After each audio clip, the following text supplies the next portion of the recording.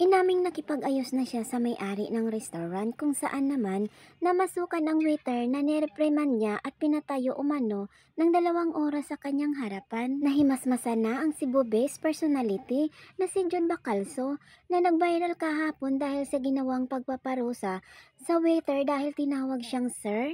Saganang amin walang intensyong makasakit ang waiter sa pagtawag niya ng sir kay Jude kahit pa obvious na miyembro siya ng LGBTQIA+ community. Maraming nakisimpatiya sa food server at kaliwat kanan naman ang natamong bashing ng nagreklamong customer. Ang maganda kay Jude ay siya na ang nagkusang umayos sa gusot at ikwinento niya kung ano ang nangyari sa kanyang Facebook account kagabi. Na alls, well that ends well na sila. Bungad ni Jude, earlier today, I sat down to quietly settle the matter with the restaurant management, wine crew, and the store supervisor who were present last night. The waiter I had a disagreement with was not present. After each one of us aired our sides, I am happy to share that we have agreed to pursue together more inclusive practices in the restaurant. I also realized that in the impassioned pursuit of my advocacy, I could have done with a little measure of kindness. Sadly, quite absent in the ruckus this has all unnecessarily created Wow. when it was made public without our knowledge. I made a personal apology to the group present and request if I may do so for the concerned waiter. I am also making it very public with this post. It has become quite public fodder. I also want to underscore that the management always had the back of their personnel with constant communication with me on behalf of their employees who all treated as family, as I know personally from their history, ang pahayag ni Jude. Samantala ipinagdiinan niya na hindi niya pinatayo ng mahabang oras ang waiter, kundi kusang loob daw itong ginawa ng lalaki habang ipinaliwanag ang tungkol sa gender sensitivity issue habang tinatawagan nito ang namamahala ng restaurant. Tukot, the supervisor, deserved me as best they could even it was most difficult for them to do so.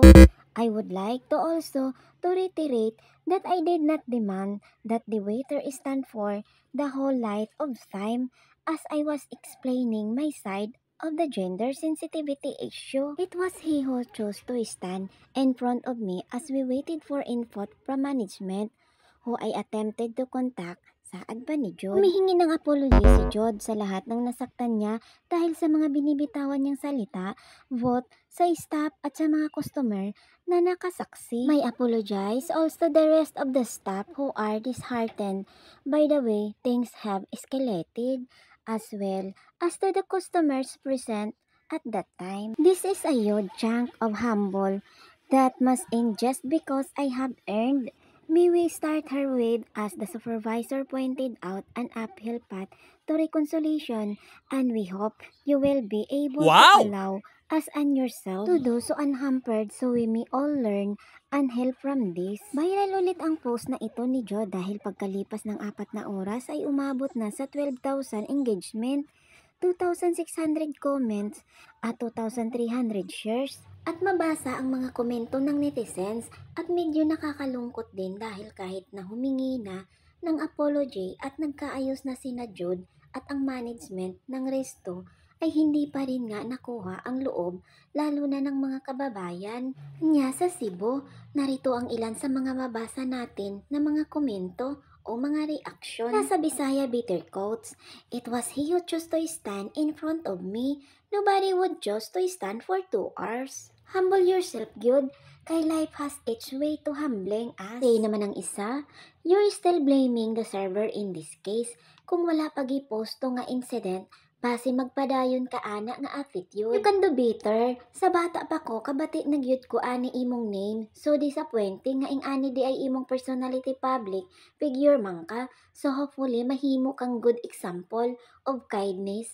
Sa kadto nga situation, murag kulang jud ka. Sa chill, samantala may nabuksang issue na hindi na bago ang insidenteng ito dahil may mga nagawa na rin dati si Jude base sa kwento ng kababayan din niyang taga Cebu na si Jason. Anya, apparently, you have mistreated other people too. Security guards call staff where you were invited as a guest speaker. Each people came forward. How would you apologize to them? Get off that high horse and humble yourself down. The most honest and sincere apology is a chance attitude.